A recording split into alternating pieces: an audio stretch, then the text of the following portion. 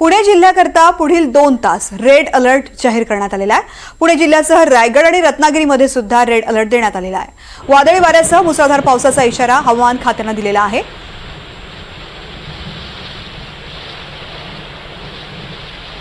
हवामान खात्याने पुणे जिल्ह्याला ऑरेंज अलर्ट जारी केल्यानंतर सकाळपासूनच जिल्ह्यातील वेगवेगळ्या भागात पावसाची संततधार सुरू आहे। पिंपरी चिंचवड शहरात देखील जोरदार पाऊस झाला असून अनेक ठिकाणी रस्त्यावरती पाणी साचलंय।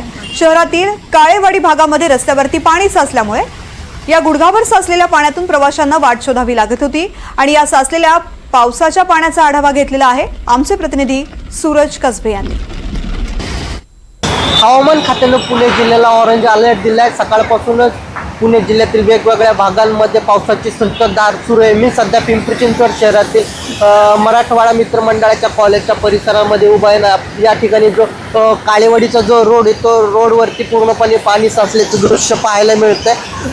जवळपास गुडघाभर पाणी या रस्त्यावरती साचलेल्या नागरिकांनी रस्त्याच्या बाजूला जी वाहने पार्क केली होती त्यांची चाकं सुद्धा या पाण्यामध्ये बुडवलेत। याच पाण्यातून नागरिक वाट काढत आपल्या प्रवासाला निघाले। मात्र पिंपरी चिंचवड महानगरपालिकेने याआधीच आपण 100% नाली सफाईचं काम पूर्ण केल्याचं म्हटलं होतं, मात्र हा त्यांच्या दावा पूर्णपणे फोल ठरल्याचं या ठिकाणी जे दृश्य पाहायला मिळतं। खरं तर मागील वर्षी पिंपरी चिंचवड शहरात पूरस्थिती निर्माण झाली होती, त्यातून महानगरपालिकेने काहीतरी बोध घेऊन पावसाळ्यापूर्वीच ही नाली सफाई करणं गरजेचं होतं, मात्र तसं होताना दिसत नाही।